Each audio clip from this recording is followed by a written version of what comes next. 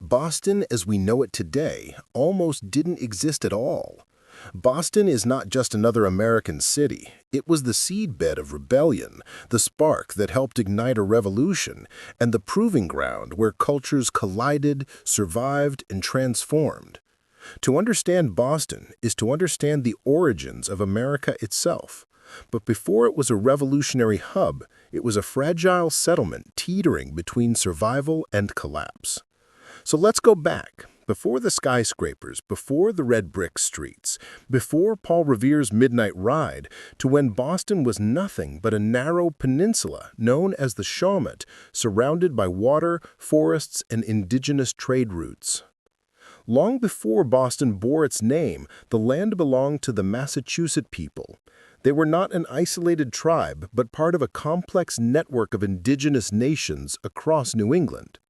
The Massachusetts lived by the rhythms of the land, fishing in the Charles River and Boston Harbor, planting corn, beans, and squash in the fertile soil, and moving seasonally to make the most of the resources. This wasn't wilderness waiting to be discovered. It was a carefully managed homeland. Forests were burned in controlled patterns to encourage deer and game. Fields were cultivated in ways that sustained generations. When English settlers arrived in the early 1600s, they entered a world that had been thriving for centuries. But here's a haunting fact. By the time Boston was formally founded in 1630, indigenous populations had already been devastated by epidemics brought by earlier European contact. Between 1616 and 1619, waves of disease, smallpox, and possibly leptospirosis swept across the region. In some areas, up to 90% of the population perished. Entire villages were emptied.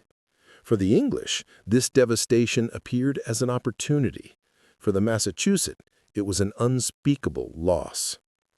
Still, the story doesn't end there. Indigenous peoples would play crucial roles in Boston's earliest decades, sometimes as allies, sometimes as adversaries, always as actors in their own right. The story of Boston's European foundation begins not in Boston itself, but in England, where waves of Puritans grew restless under King Charles I. Seeking a place to build a city upon a hill, a model of godly living, they crossed the Atlantic in search of religious freedom. In 1630, led by Governor John Winthrop and the Massachusetts Bay Company, a fleet of 11 ships carrying around 1,000 settlers landed in New England. Their destination was not yet clear. They tried Charlestown, but brackish water and poor conditions made it unsustainable. Soon, they looked across the river to the Shawmut Peninsula, where they found freshwater springs and defensible ground. This, they decided, would be their permanent home. They named it Boston, after the town in Lincolnshire, England, a nod to the roots they had left behind. But survival was far from guaranteed. The first winter was brutal. Food was scarce, disease spread, and morale wavered. At times, starvation loomed. And yet, through sheer will, strict religious cohesion, and help from indigenous knowledge of the land, Boston survived. Imagine the Boston of the 1630s. It was no grand city. The Shawmut Peninsula was a narrow, hook-shaped strip of land connected to the mainland by a thin neck. Marshes surrounded it, and 3 prominent hills, later leveled for expansion, dominated the skyline. The streets were not neatly planned. They twisted and curved, following cow paths rather than design. Houses were timber-framed, clustered tightly, built as much for defense as for comfort. And at its center was the meeting house, the physical and spiritual core of Puritan life. But beneath this simplicity, tension brewed. Boston was both deeply religious and deeply ambitious. Its leaders sought to create a theocratic society guided by God's law, but at the same time, they pursued trade, shipping, and expansion. These competing drives would shape the city's destiny. Here's something many don't know. Boston was not destined to succeed. In its first decades, it teetered on the edge of collapse, not from enemies, but from within. Dissenters like Anne Hutchinson and Roger Williams challenged the rigid Puritan order, sparking controversies that nearly tore the colony apart. The Boston elite exiled them, fearing their ideas would destabilize the fragile community. But these conflicts planted a seed. Boston was already a place of debate, of questioning authority, of pushing back against power. Geography made Boston's future. Its deep harbor was one of the finest on the Atlantic coast. From the beginning, Boston turned outward, trading with England, the Caribbean, and other colonies. Timber, fish, and furs left its docks, while molasses, sugar, and manufactured goods arrived. By the late 1600s, Boston had become a bustling port town, its economy tied not just to survival, but to commerce. Ships crowded the harbor, warehouses lined the waterfront, and merchants began to accumulate wealth. But with wealth came inequality. While merchants prospered, many ordinary Bostonians struggled. Poverty, crime, and social unrest grew alongside prosperity. Boston was already becoming a microcosm of the tensions that would later erupt in revolution. Boston's early history was not peaceful. The city and its surrounding colony were drawn into the brutal conflicts of the 17th century. King Philip's War, 1675 to 1676, was one of the deadliest conflicts per capita in American history. It pitted New England colonists against a coalition of indigenous nations led by Metacom, or King Philip. Though Boston itself was not burned, it became the nerve center for the war effort. Refugees poured into the city, and militias marched out from it. The war devastated indigenous resistance in southern New England, but it also left colonists shaken. For Boston, it reinforced the idea that survival required vigilance, unity, and strength. And yet, the seeds of vulnerability were clear. The city's fate was never fully in its own hands. It was tied to larger conflicts, whether with indigenous neighbors, rival European empires, or distant kings. Here's the twist. By 1700, Boston was both the largest and one of the most important towns in New Britain, North America. And yet, it was also a city where contradictions lived side by side. Puritan ideals clashed with growing commercial ambitions. Wealth coexisted with poverty. Unity was preached, but dissent simmered. Boston was a character still being written, a city not yet sure of its destiny. But history was about to thrust it into the center of global struggles that would shape not only New England, but the entire world. By the end of the 17th century, Boston had transformed from a precarious settlement into a thriving port town. It was the hub of New England commerce, a center of Puritan authority, and the seedbed of ideas that would challenge established power. But this success carried risks. Ties to Britain grew stronger, but so did tensions with the crown. Conflicts with indigenous peoples had reshaped the land, but at a terrible cost. Economic prosperity made Boston influential, but also vulnerable to global forces, from trade wars to imperial rivalries. Boston had survived its infancy, but survival was only the beginning. The real drama, the rise of Boston as a revolutionary hub, was still to come. And most influential town in New England. But beneath the surface, tension was growing. Britain sought to tighten control over its colonies, imposing regulations and restrictions. Boston merchants bristled at limits on trade. Sailors and laborers rioted when wages fell or food grew scarce. And here's the twist. Boston had developed a tradition of protest long before revolution. Crowds had taken to the streets over food shortages, impressment into the Navy, and corrupt officials. The idea that ordinary people could challenge authority was already part of the city's DNA. By 1760, Boston was no longer just a Puritan settlement. It was a commercial hub, a cultural center, and a place where wealth and poverty, order and disorder, tradition and innovation coexisted uneasily. Its harbor was crowded with ships, its streets echoed with sermons, arguments, and shouts from the docks. Its people had endured fire, disease, and war, and emerged more resilient, more ambitious, and more restless than ever. Boston had risen into a colonial powerhouse.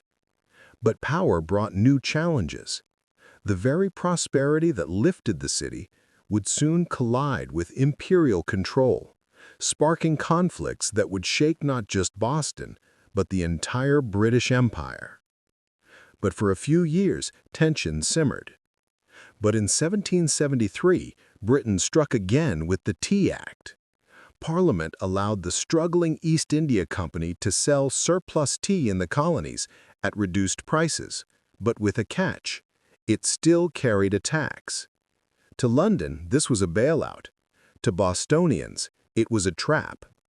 Cheap tea would undercut smugglers, force colonists to accept the tax, and establish Britain's right to legislate without consent. Boston's radicals refused. Led by the Sons of Liberty, meetings filled with fiery speeches condemned the Tea Act. Governor Hutchison insisted the ships must unload their cargo. Protesters vowed it never would. On December 16, 1773, the standoff ended in one of history's most dramatic acts of defiance: the Boston Tea Party. That night, men disguised as Mohawks boarded 3 ships in the harbor. With discipline and precision, they smashed open 342 chests of tea and dumped them into the icy water. Thousands watched in silence from the shore. It was not drunken chaos. It was political theater. No one was harmed. No property beyond the tea was destroyed. But the message was unmistakable. Boston would not submit. The Empire, however, would not forgive. When news of the Tea Party reached London, fury erupted. Parliament passed the Coercive Acts of 1774, known in the colonies as the Intolerable Acts. Boston Harbor was closed until the tea was paid for. The Massachusetts Charter was revoked. British troops gained greater power. Boston was singled out for punishment. But here's the twist. Instead of isolating the city, Britain's crackdown united the colonies. Supplies poured into Boston from as far away as South Carolina and Virginia. The First Continental Congress convened in response. Boston had become the symbol of resistance and the heart of a growing movement toward revolution. By the mid-1770s, Boston was no longer just a colonial town. It was the epicenter of protest, defiance, and rebellion. The Stamp Act riots, the massacre, the Tea Party, each had escalated the conflict. Each had pushed Britain and its colonies closer to war. Boston was now a city under siege, not just by redcoats, but by the weight of history. Within 2 years, the first shots of the revolution would be fired nearby at Lexington and Concord. The sparks had become a fire. Dawn broke on April 19, 1775, and musket fire echoed across the fields of Lexington and Concord. The American Revolution had begun. British troops, bloodied and weary, retreated back to Boston, only to find themselves trapped. Within days, the city that had sparked resistance was surrounded by thousands of colonial militia. But here's the twist. Boston was not just a battlefield, it was the crucible where an untested rebellion proved whether it could survive. The siege of Boston lasted nearly a year, from April 1775 to March 1776. It was not a single battle, but a drawn-out struggle that transformed Boston from a colonial port into the birthplace of American independence. This was the city's greatest trial. Food shortages, bombardments, political intrigue, and sheer desperation tested everyone inside and outside the walls. And in the end, Boston's fate would help decide the future of a nation. The Tea Party of 1773 had provoked Britain's fury. The Coercive Acts of 1774 punished Boston by closing its harbor and stripping its autonomy.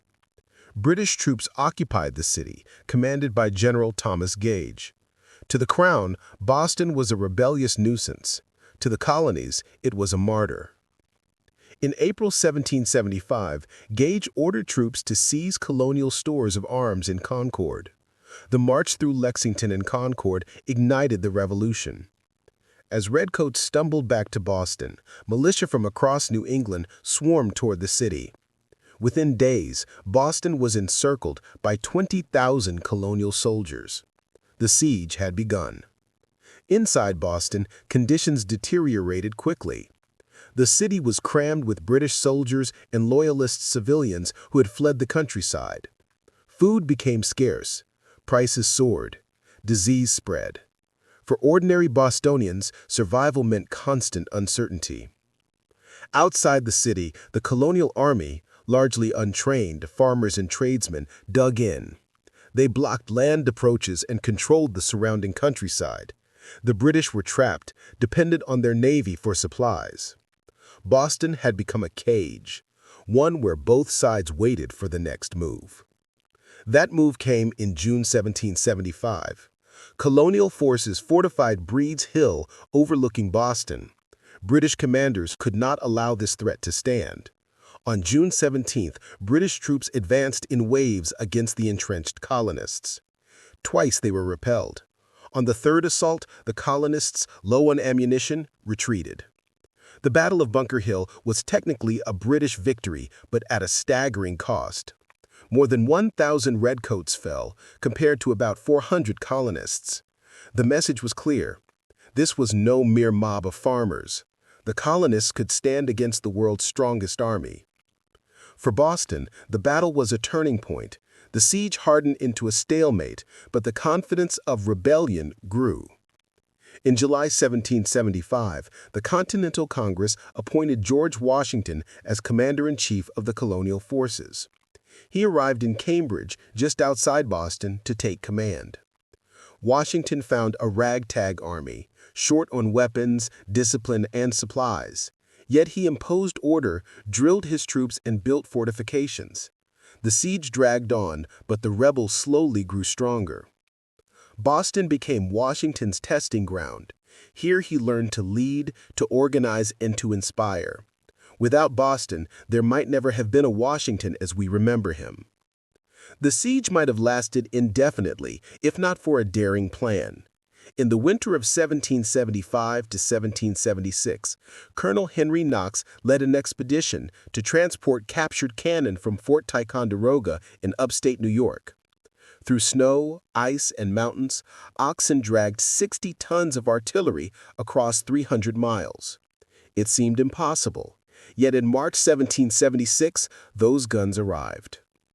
Washington seized the high ground at Dorchester Heights, overlooking Boston and its harbor. The cannons were positioned. Overnight, Boston was suddenly indefensible.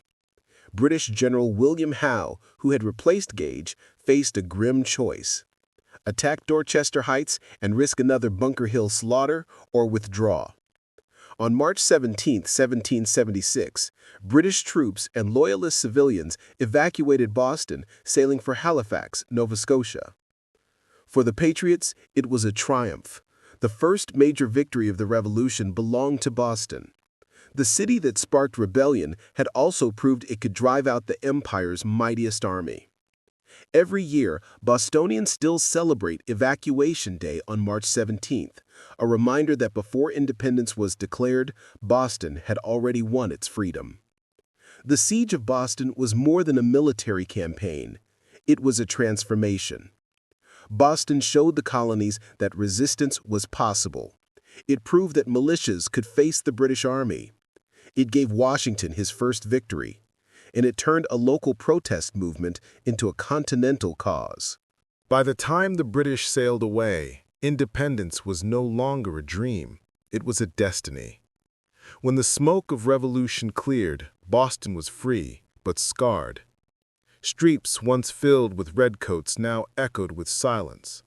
Wharves stood idle, trade had withered, and homes bore the marks of siege. Yet Boston was not finished. This battered city would rise again, not just as a survivor, but as a shaper of a new republic. Winning independence was only the beginning. For Boston, the challenge shifted from fighting an empire to building a future. The city had to recover from war damage, revive its economy, and redefine its identity. But it also had to answer bigger questions. What did freedom mean? Who belonged in this new republic? And how would Boston transform from a provincial town into a national symbol? The British evacuation in 1776 left behind a city in disarray. Many loyalists, families who had sided with the crown, fled with the departing troops. Their homes and properties were abandoned, seized, or sold off. Boston's population shrank, and its economy, long dependent on trade with Britain, collapsed. The harbor, once bustling with ships, grew quiet. Merchants struggled, artisans lost customers, and workers faced unemployment. Boston was free, yes, but it was also fragile. Independence did not erase divisions. Patriots who had risked their lives resented loyalists who tried to return. Neighbors who had once stood side by side now viewed each other with suspicion.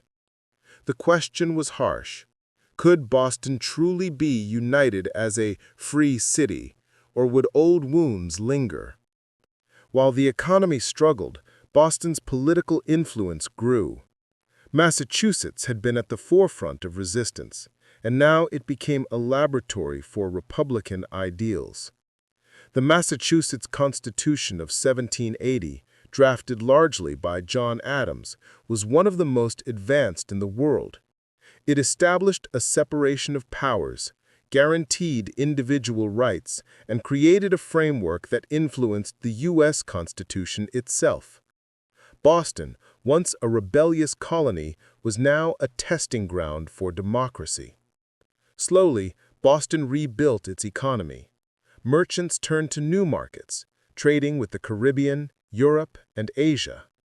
By the late 18th century, Boston ships sailed farther than ever before, carrying rum, fish, and other goods. Shipbuilding revived, docks buzzed with life again, and wealth returned, though unevenly. A new elite of wealthy merchants rose, while laborers and sailors still struggled.